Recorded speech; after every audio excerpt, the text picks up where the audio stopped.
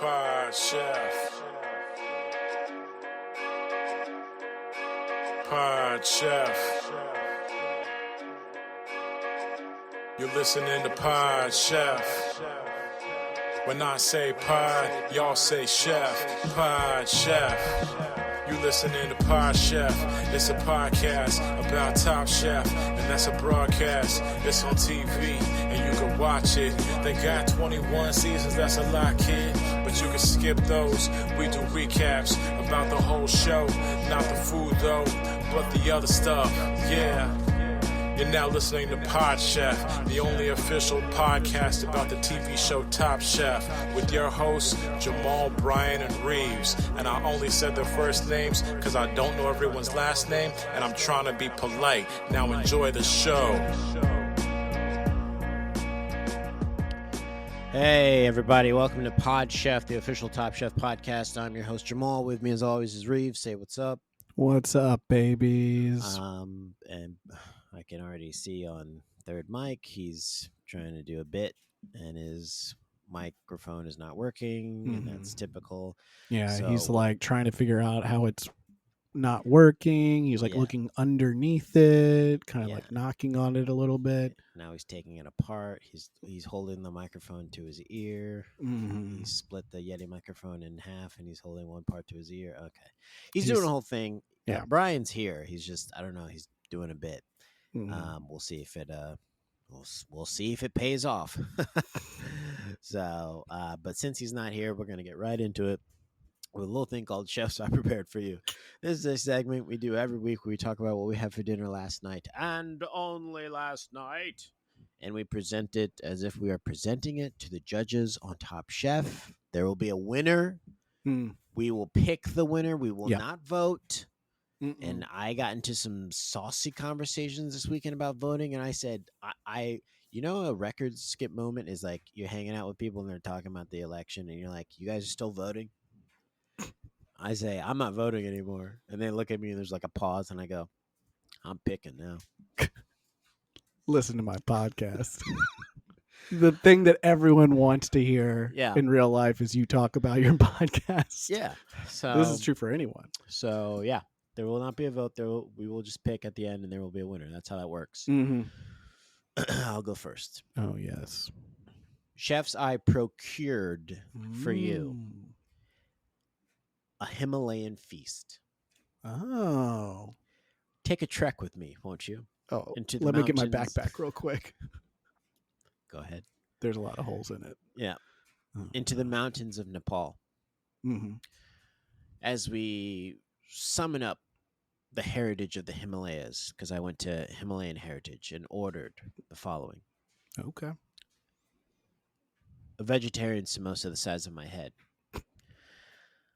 One pork sakua, Mm. which is like diced pork.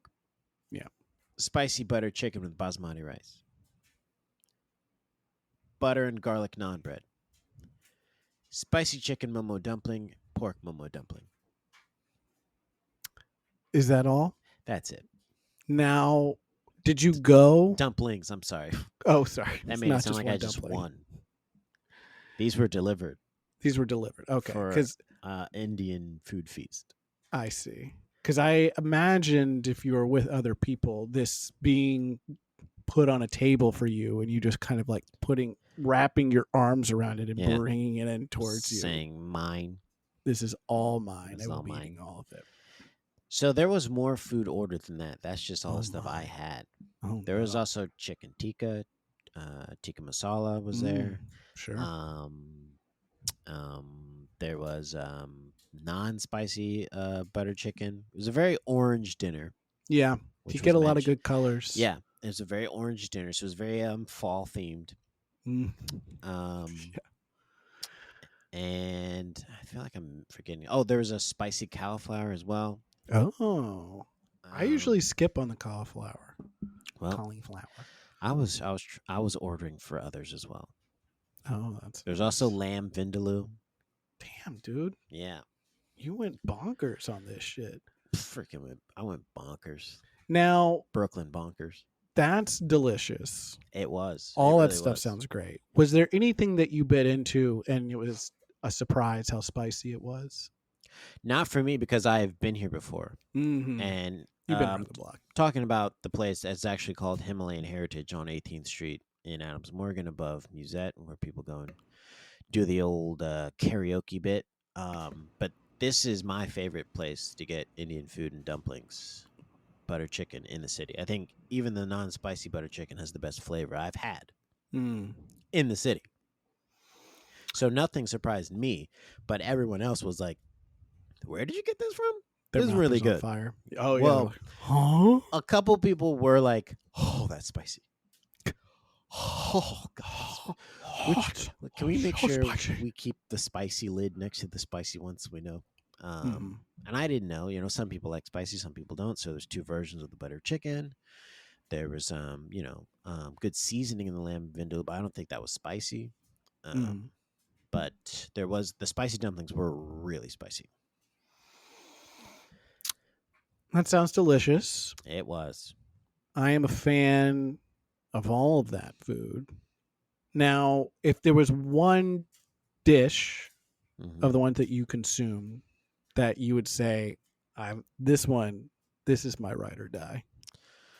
You mean my death row dish? Mm-hmm.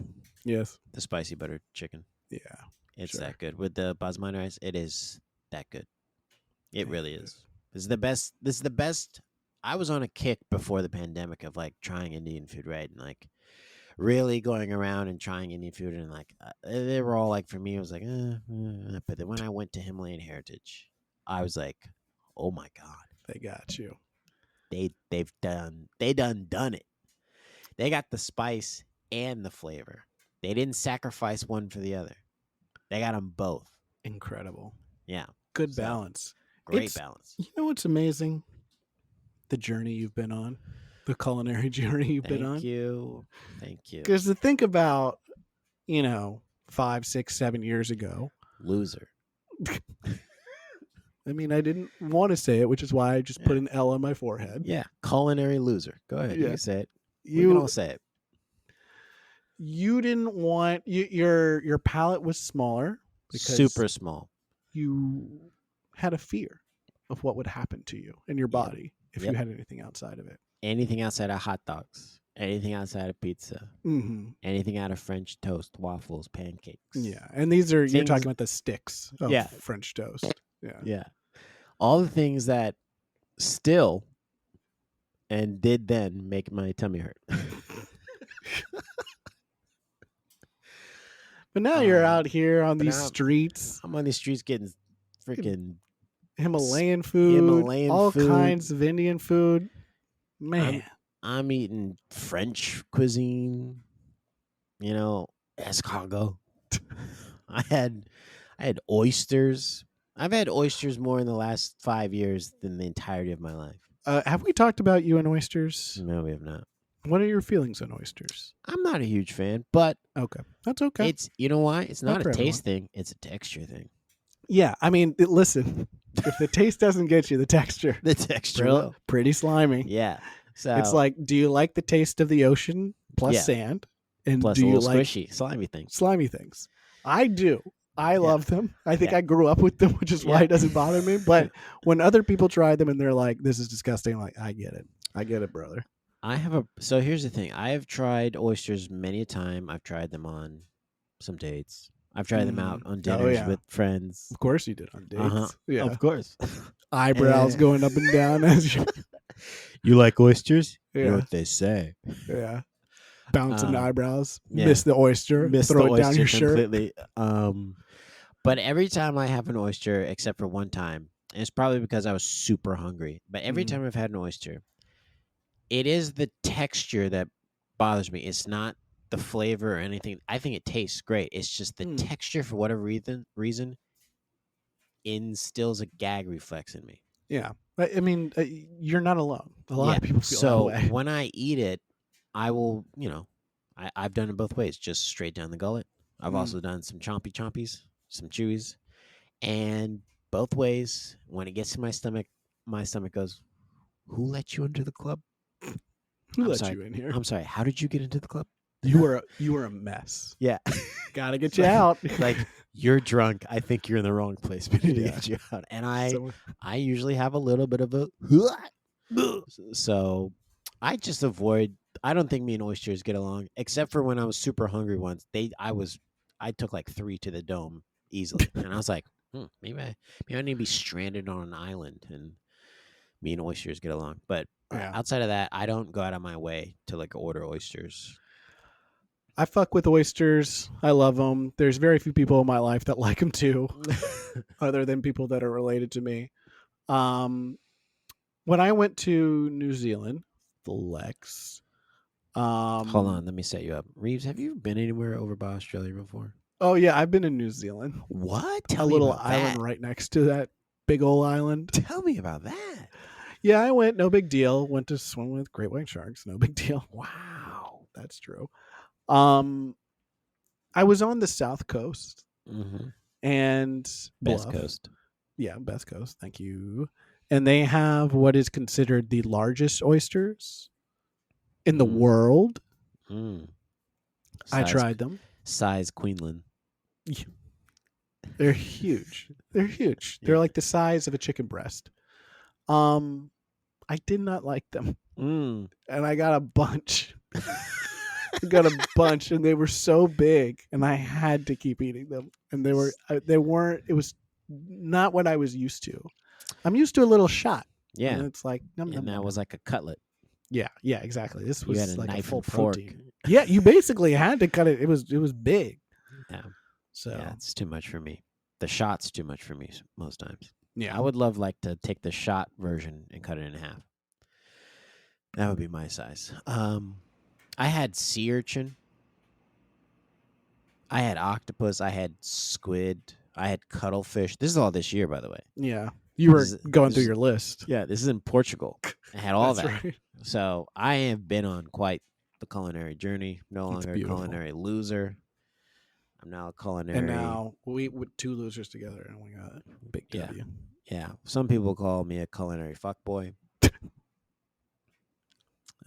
Those people shouldn't say stuff like that. Yeah, That's I offensive. don't appreciate that. So, but that's what I had. Chefs, I prepared for you a deconstructed sushi bowl. Oh boy. Except for it is just in the bowl, so I don't know if it's deconstructed. But so Well, you I took the sushi apart. So yeah. listen. I took the sushi apart. There is no seaweed wrap on it, but it is a sushi bowl. So sushi rice, you make a little base with some vinegar and stuff like that, sugar, kind of build up the flavor. Salmon, cut up the salmon, that goes in there, and then you got to make the sauce. The sauce. Which is like a soy sauce base with some scallions and some ginger. Love a and, scallion. Oh my gosh. Other things, garlic. And then you just throw on whatever you want. Were there any shallots? Shallots? No. That's a good question. How often are shallots used in sushi bowls? I guess not. Or sushi? Not at all, I guess. They're more in the scallion. Yeah. It's a better Tribe. taste, I think you're looking for. Yeah. When I think of shallots, I just think of French cooking for whatever reason. Yeah, they Every love single that. time. Shallot Love with it. cooking with wine, making a pan sauce. Oh yeah, you're cutting up Yeah. a million shallots. Yeah. Just toss them in there. But for this, yeah, then it's like avocado, cucumber. I pickled some cucumbers. I Nice. pickled some. Speaking of shallots, onions. To have a little bit of that on the side because I like a little pickle. No one else liked it, but I liked it. You liked it. It's for me. And that was about it. I've done this before. Listeners know. How big of a bowl is this? It's like a normal just your average fruit bowl. So Okay. probably about 16 gallons. Now, are you tracking? Are you weighing the food? Or are you just putting in, eyeballing it? At this point in my life, at this tracking- point, You tracking macros, bro? and in 2024, where we're at right now, I'm eyeballing everything. Yeah. Everything, everywhere I go, I'm eyeballing things. Yeah, I remember when I came over, knocked on the door, you opened the door and eyeballing me. I was like, Yeah. Reeves, we Well, talked kinda about this. Peeked open the door a little bit, Yeah. just my eyes. You Yeah. could see, kind of looking all around, Yeah. up and down. I was like, it's me. We talked about this. You knew I was coming. And one finger comes out and Yeah. points you to come back in. Yeah. Get in here. And slowly close the door. Yeah. I eyeball it. At this Okay. point, with rice, I go through stages of being very confident where I can eyeball it all. And it's Mhm. fine. And then if I don't cook rice for like a week or a month, I fuck it up. So I have to. Yeah. Okay. I got to put stuff in there. So yeah, that's what I had. Aren't you filled up after these bowls? I am full. I usually don't even finish it actually, because it's a lot of rice, and it's also like heavy because the sauce you put in, Yeah. the sauce or whatever, the base that you put in with vinegar and sugar, it's like it just makes it very heavy. Yeah. So I rarely even finish it. Okay. That Yeah. sounds good. Brian, do you want to stop doing your bit and Bryan, join in? Okay, now he's turned his microphone upside down, pretending Okay. like he's eating out of the cone of the Okay. microphone. Okay. yeah. All right. Well, Brian's doing a bit, so it's time to do the choosing. Who do I have to choose here?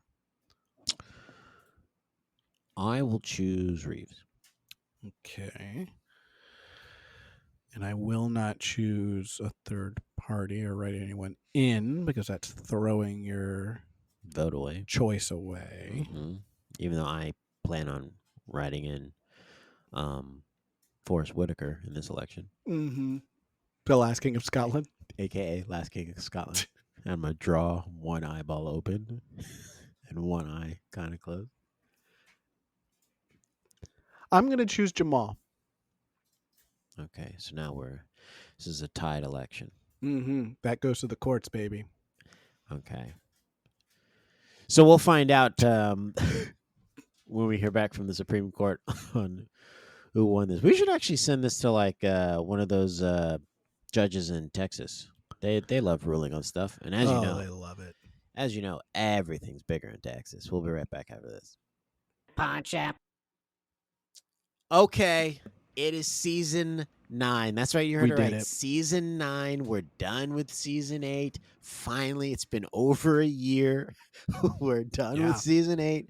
We're now at season 9, episode 1.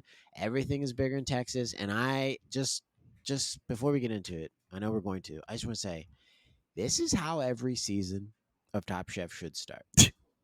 A bunch of chefs having to go through boot camp to earn their right to be on the show.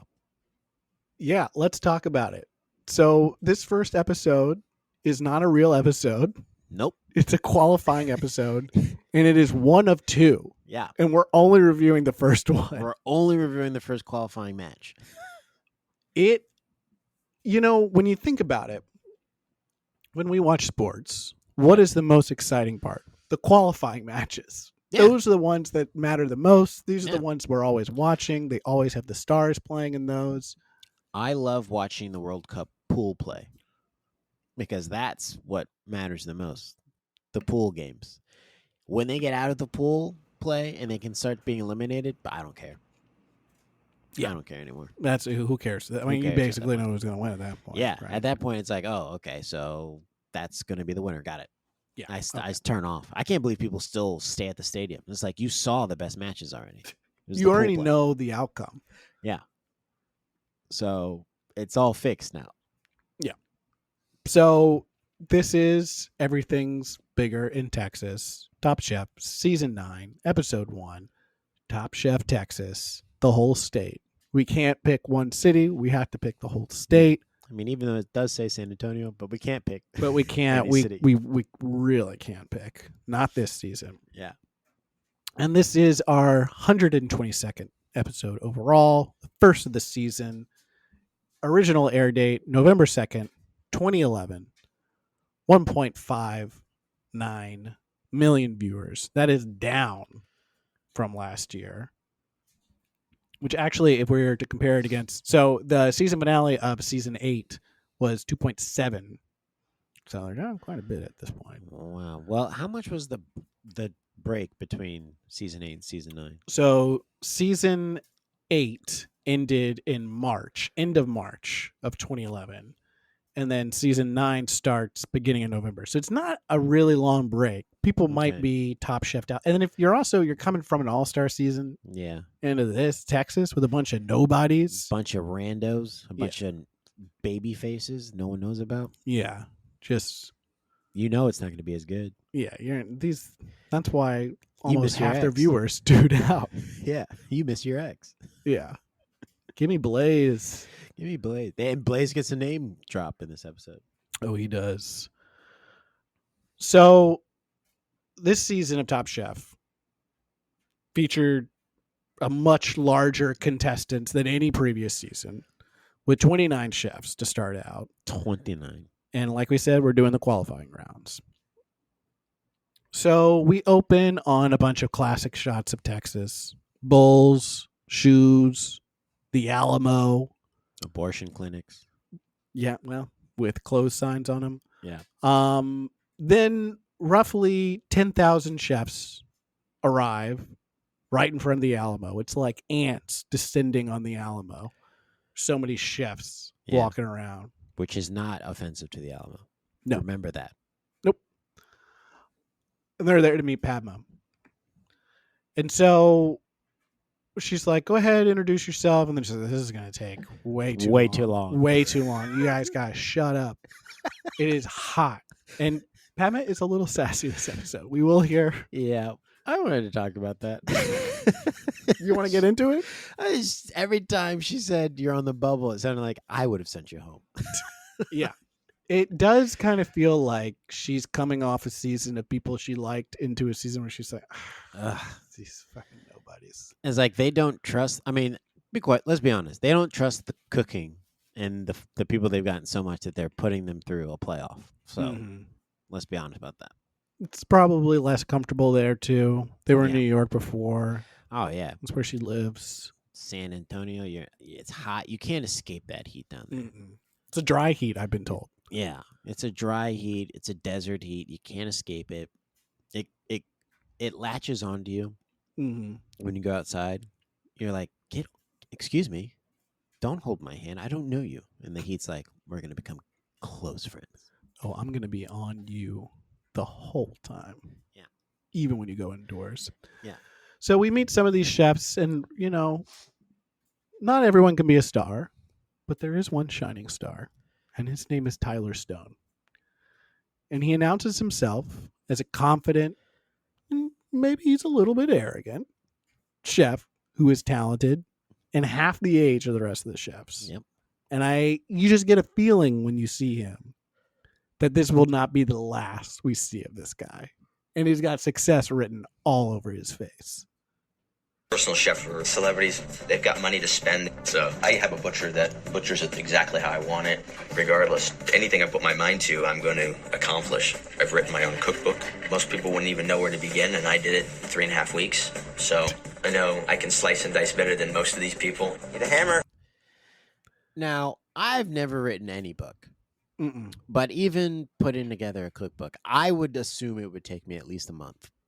A month? Yeah. This guy, least. 3 weeks. I'm not making it. You could see it was almost like he was looking at the calendar and he was like, oh, no. We're delivering this early. Yeah. I've actually got the recipes written out now in a pamphlet. And we can just publish next week, print the week after, and then we're done. Yeah. The writing of the book was him just transcribing things he had already written down. Yeah, from other cookbooks. Yeah, from other cookbooks. We do hear about from all the chefs, the prep work they did. We hear from Chef Elliott, who said he self-taught, and to prepare, he read some books, some magazines, watched some YouTube videos. So he is good to go. That's scary. When I heard that, I said, "You'll be gone." And that was the end of him. Yeah. Yeah. So Tommy C, they roll into the Top Chef kitchen, and who is there? It's the Tomcat and Bam Bam Emerald, who will be our guest judge the Yeah. entire season. This is the most work I've seen Tom do in a first episode.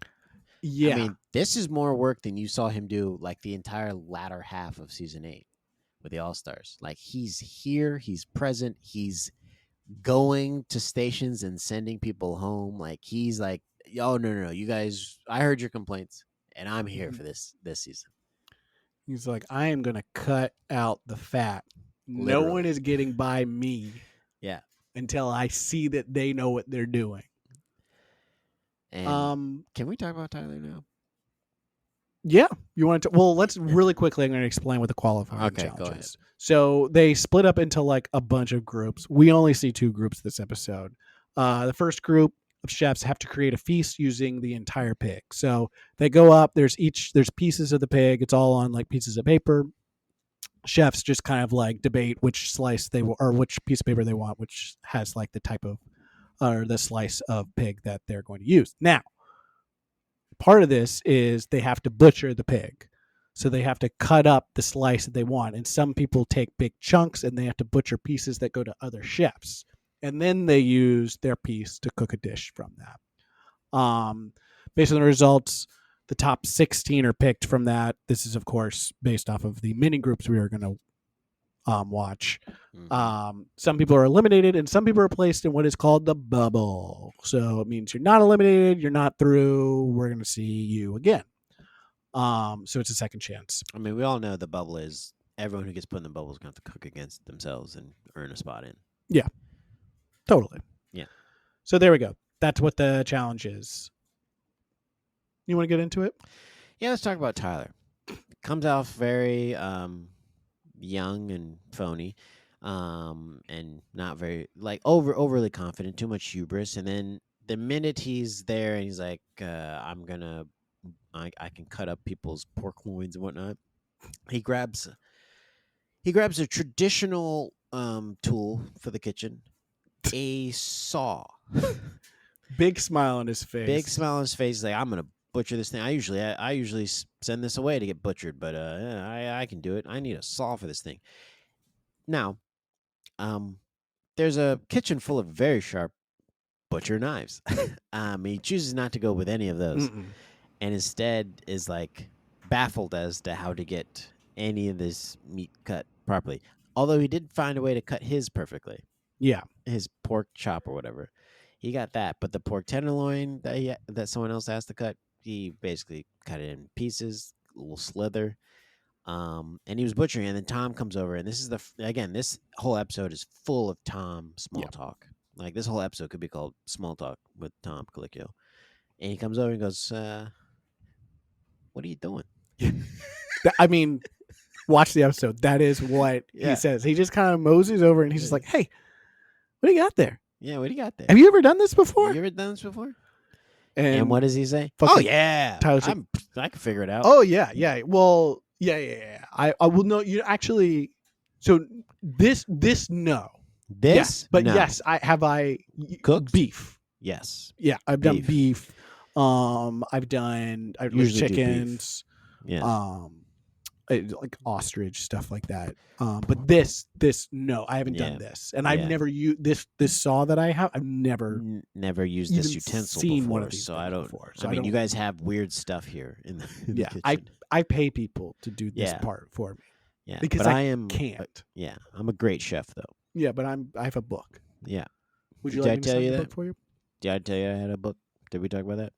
Do you remember my video I sent in where I pretended to be a superhero? Yeah, James Bond. James Bond, not a superhero. I'm sorry, undercover chef. James agent. Bond's a superhero to me. Oh, okay, all right, yeah.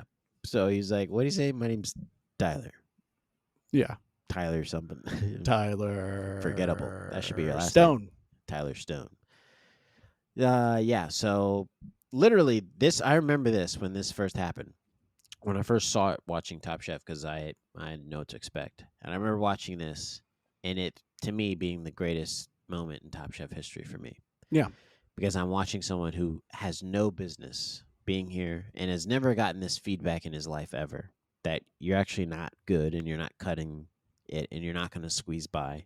I love the fact that he was told to go before he could even cook anything. Before he could even put heat to a pan, he was told to leave. Well- And the look on his face was like, "Really? Yeah, you really want me? Come on, come on." Remember he did that? He was like, "Come on." And Tom's like, "No, I think you need to fucking go."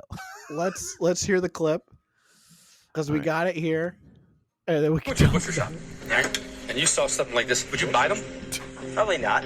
Although I'm not a butcher, so. Well, I know, but you're a chef, and that's like a basic skill. You were butchering for someone else as well? No, I was just taking off what I needed. Yeah, but in the meantime, you took her tenderloin and hacked it to death, and so she had barely anything to work with. We're in a rush, so we gotta get things done. There's no way that this is going to get through this round, and I think you should just leave now. Give me a shot. You'd be surprised. I'm telling you, you know what? I can't give you a shot. This is not going to do it. Come on. I'm sorry, man. I'm sorry. So I'm done? Yeah. Pack up your knives and you can go. Okay? Fair enough. Fucking cooked. I love that. They sent him home. So this part of him being sent home is definitely not staged, right? Because of how Tyler reacts, and he's like so smiley and so Yep. awkward. Yep. It is very realistic of someone that is watching his dreams be shattered and is in a front of true him. embarrassing moment Yep. on television. As On it's television. happening. Yeah. Do you know where Tyler is now? Oh no. I'm not doing where are they now for all these losers. But I am curious where he is. Yeah, that's what I just wanted to know if he was doing anything, because he said as he left, "It's okay. I know where I'm going. It's to the top. I just want to see if he made it to the top." This isn't the last you'll hear of me. So my question on this, like I said, this interaction is clearly not staged. But the way Tom behaves, do you think prior to this whole qualifying thing, he planned out that he was going to try and send someone home before they even cooked a dish? Like if they weren't doing Yes. well butchering? Because kind of the way he's talking, it almost seems like he talked through with the producer what he would Yeah. say. I think he himself was like, if I see anyone during the prep doing really shitty prep, this is what I'm going to say. I'm going to go up to him and say, "Would you buy this if you saw this like this?" And if it looks terrible, that's what I'm going to lead into them, saying, "Hey, look, you know what? This is not going to cut it.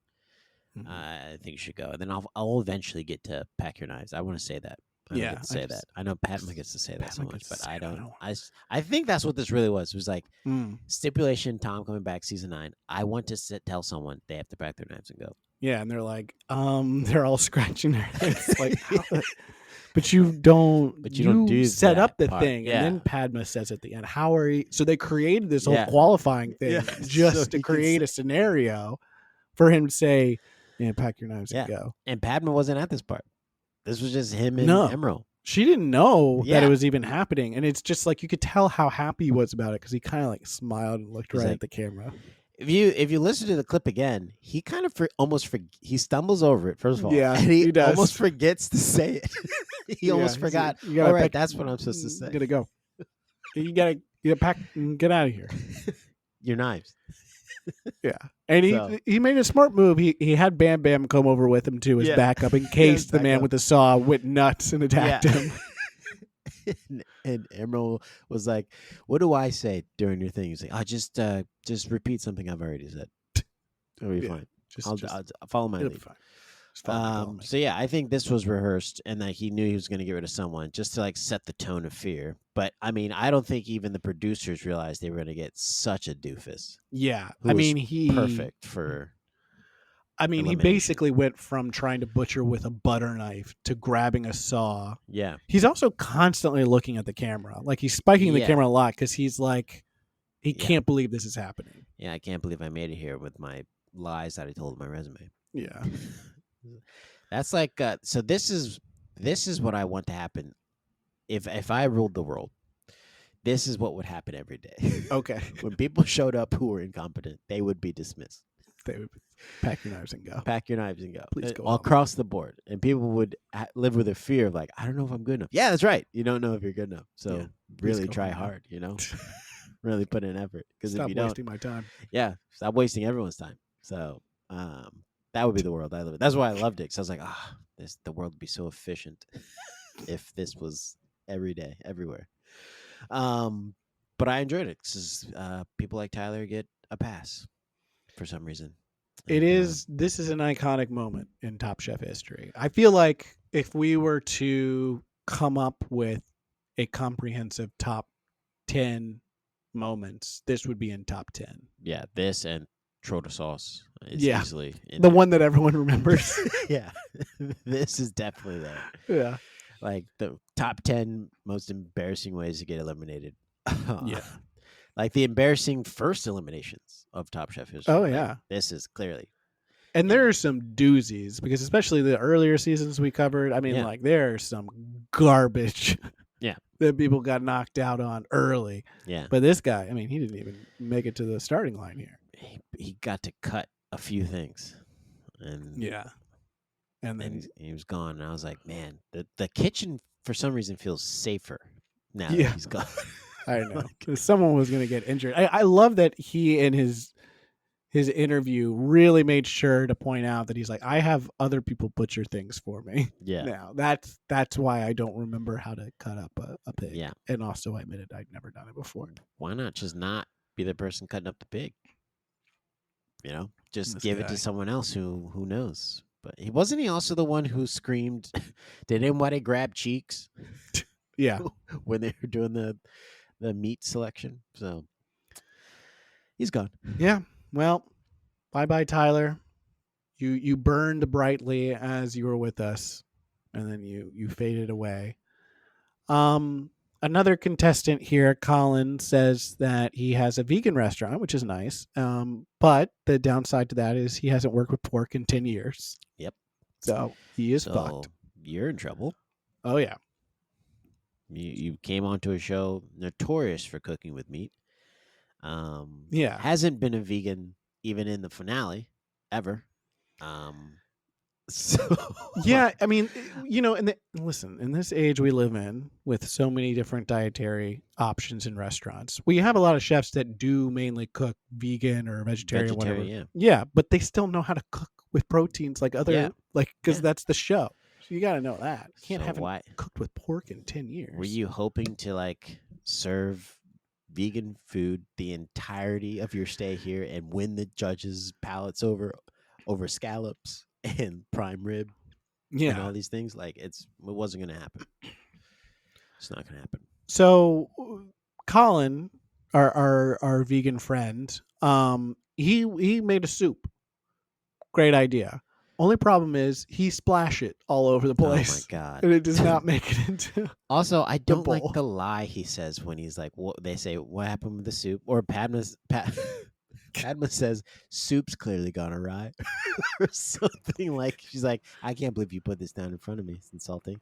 Yeah. And he goes, "Yeah, what did he say? The Like time got away from me or something like no, that. he said something about the frother got away from her or whatever." I was like, "No, you poured it haphazardly at the end Yeah. 'cause you weren't We timing see it. properly." Yeah, like what are he you was talking he about? was rushed, and then he one-handed tried to like Yeah. pour it in with a stock pot, which is Wow. huge, Why and he was would you trying to do like that? dump it in these tiny little dainty soup bowls. Yeah, and so Dumb. I don't know why I would if I was him. It's just for everyone who like doesn't get a dish on and get sent home. Like, yeah, where was that when Dawn was doing it? You know, like, like she's turned that into a culinary TV career. She's doing great. Yeah, Um, but if she was in this season, she would have been sent. home. yeah, it would have been rough for her because it's all about the timing here. Yep. So here's the problem with this: there's too many damn chefs. I can't remember everyone's name. You don't need to. They're going home. They're all like most of them are going home. So eliminated here: Colin, Simon, Tyler. Actually, we talked about all three of them. Yeah. Goodbye. And then Chris J, Heather, and Richie and Sarah, Naisha are all qualified. All right. Moving to the house. Yeah, Go- get in. Go ahead. go- Get into the house. Get into the house. Get comfy. An interesting thing here: Chris and Richie work together. Yeah. So Richie, I think, is a sue for Chris. So Which is interesting dynamic. strange how this happened. Let's how both is go your- on Top Chef. Yeah, I don't know, bro. Can this restaurant actually handle if we both leave? I was gonna say, what happened to that restaurant? Are they just on pause? I mean, you're my Sue. Chef de cuisine. What do we do? We both got fired from the same restaurant right before we came on the show. Yeah, isn't that crazy? So I mean, Chris definitely seems like a strong chef. Richie's also makes good food, but he's also apparently has a salt problem, so he's a salt lick. So Yeah. we'll see how that turns out. So yeah, they go to the house. It's all nice. Oh, and on the bubble we have Grayson and Molly. So we'll Go to the bubble stew room. They're going to the stew room. Grab a chair. Get comfy. It's going to be a while. They don't have tattoos. Oh yeah, they get into that. So at a certain point, with the second round of people that go in to the bubble stew room, they're like, "What is it about us? Oh, we don't have tattoos." That's it. And That's then gotta be it. one of them is like, "Oh, let me draw a tattoo on my arm. I think it's Janine." Yeah. And then Molly's like, "I actually have a tattoo. I actually have a tattoo. I actually have a tattoo, and it looks nothing like that. That's not how tattoos are done. So the tattoo theory doesn't make any sense." Yeah, so it's clearly because we didn't cook very well. So, Speaking of Janine, as that round of chefs walk into the kitchen to be meted by Padma and Tom and Bam Bam Bigelow, she makes a comment about how shocked it is to see these celebrities. It's so breathtaking seeing Gail and Padma and Tom standing there. It's like when you go to a wax museum and then all of a sudden they're right in front of you. It's intimidating. that's why I avoid wax museums, if I'm being honest with you. Well, it's terrifying. I walk in, I go, is that actually, I can see behind the curtains, Jennifer Lopez is here. You go into Madame Tussauds, I'm not ready. and all of a sudden Tiger Woods is right in your face. Right in your face. And I'm like, oh, I didn't know I was going to meet you today. Whoa. Hello, sir. Your face is melting. Yeah. I can't go to a wax museum. They say never meet your heroes. Mm-mm. And that's a place where all my heroes are frozen in time at their best. Oh, in yeah. their careers. Okay, yeah. Larry King, Johnny Depp, Yeah. Michael Jackson, Yeah. of course. I can't go in there. It's too intimidating. I don't even know what to say. God, I feel like such an idiot when I walk in there and I'm like, oh, the weather outside. Huh? It's like they haven't been outside. Stupid.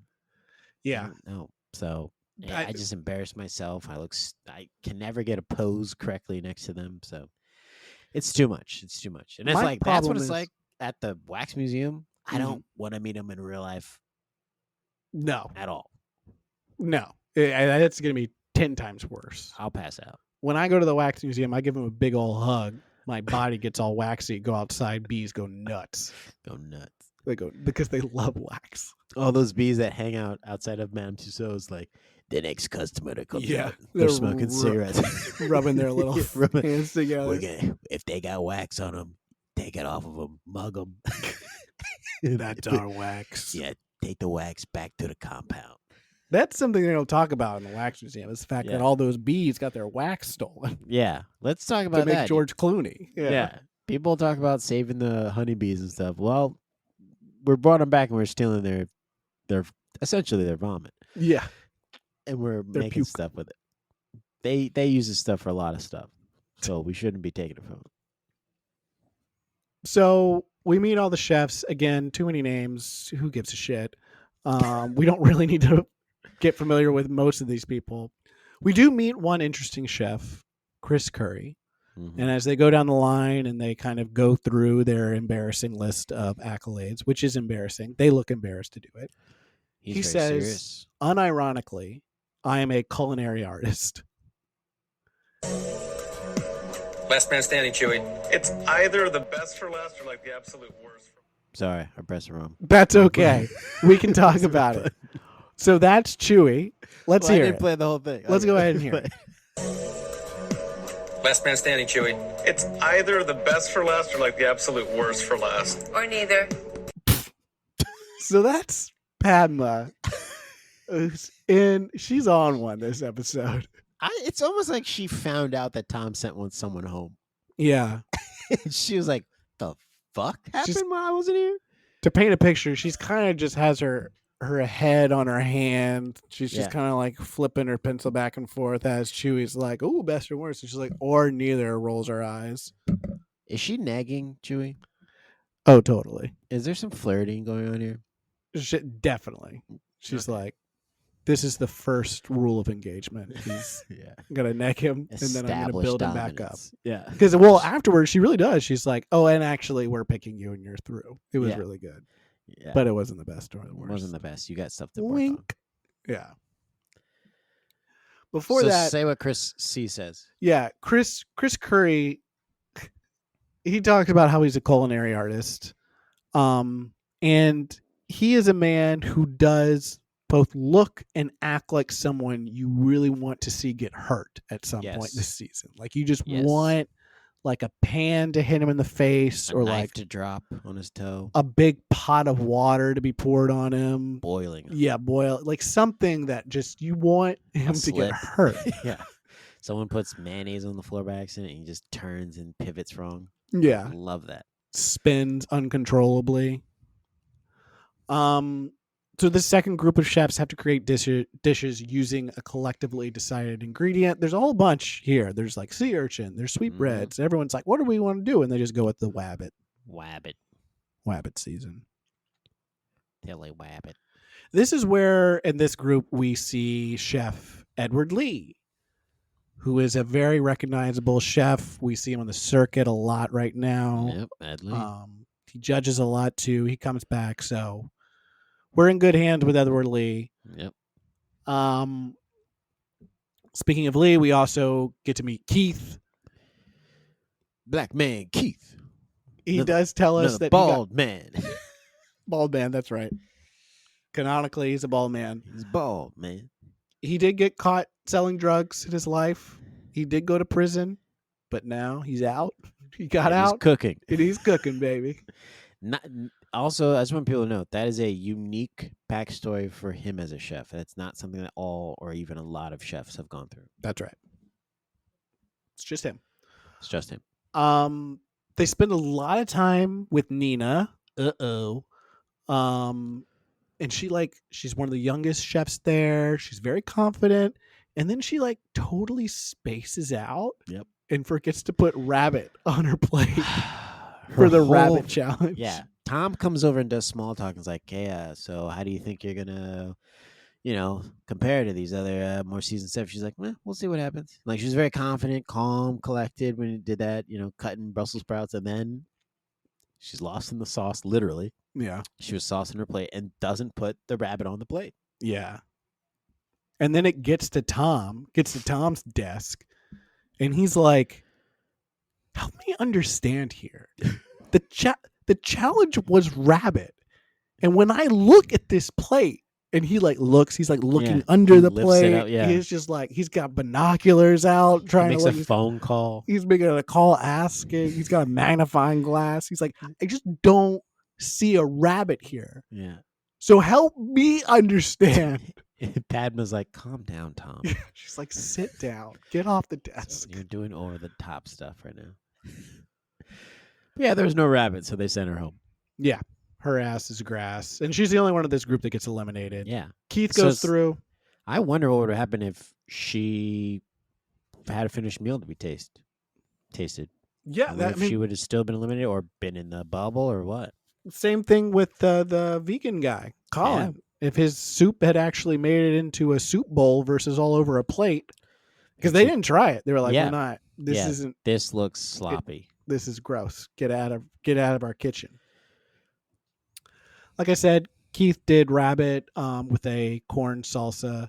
They love it. Get in here, big guy. And Tom says, hey, don't you worry. I got you an extra, extra, extra large coat. And that is a mean thing to say to him. It is. It's the equivalent of being like, get over here, big fella. Yeah, come on, big fella. Hey, we cut together two of the largest size coats we had, and we sewed them just for you because you're too big. It's all right. Take it easy, Tom. We pushed two twin beds together so that you could. Our friend Ed here, he goes to the bubble. He's one of those where they try and they're like, this tastes like doo-doo, but we can tell that you have potential. Yeah. So go to the stew So room. go to the stew room. We're gonna make you cook again. This is two small things before we wrap up here. The beeps on the timers are very loud. So loud. They're so loud. They upset my little sous chef, Oh, and they man. upset me. 'Cause Yeah. I was like, why are they so? Take it easy. Yeah. Well, you don't like your kitchen disturbed, and so if your sous chef No. is upset, Yeah, your sous chef hears it go off, and he gets upset. He starts getting real low to the ground. yeah, you support your sous chef. Goes under the table in the kitchen. You start cooking under there. Yeah. There's also a man, and his name, and we have to get this down correctly, okay? It is not Tyler. It is Tylor. Tylor.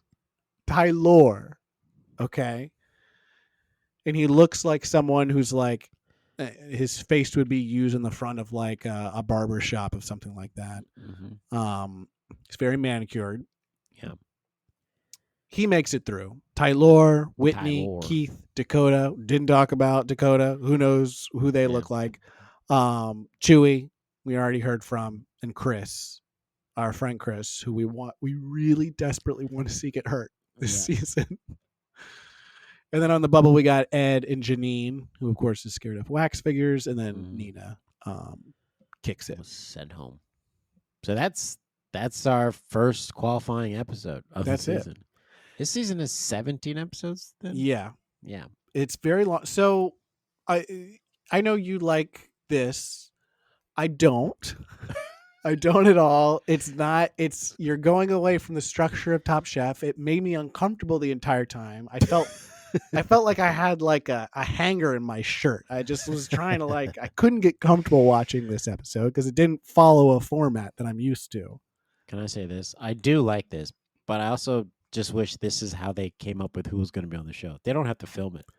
Yeah, I just wish they agree. they invited 29 chefs, whatever, and then they put them through paces to get on the show instead of just inviting them. Yeah, and I That's think what I want. here's how you do it: highlight reel. Highlight reel. You give us a highlight reel 5 minutes before the This is first how they got episode, here. how they got here. Yep. Previously on Top Chef. Yeah, this is how they earn their chef jackets to be on the show. I mean, I think that would be a great intro. Yeah, every season. that gets you stoked. We invited 29 of the world's greatest chefs and put them through 3 competitions against each other to earn their spot on the show. Like, show me the highlights, and now here they are. Like, show me that. Yeah, That's all we need. And you know what? If you're gonna do the whole thing, you put it on your YouTube. Put it on your YouTube. Put it on your YouTube. You're missing out. So that's it. Another qualifying round next week. Next week, and another. After that, the real episode starts. The actual show starts, and then by then, I assume Bryan will be finished with his bit. He's using the microphone like it's an ice cream cone now. So yeah, he's actually licking the microphone. We're just gonna head out, Bryan. Yeah. So Bryan's licking his microphone. He's gonna get aluminum poisoning. Until next week, like a lot of the chefs this week, we're gonna pack our knives and go. This was fun. Absolutely. This is great, guys. You guys got something here. This is fun. Nice.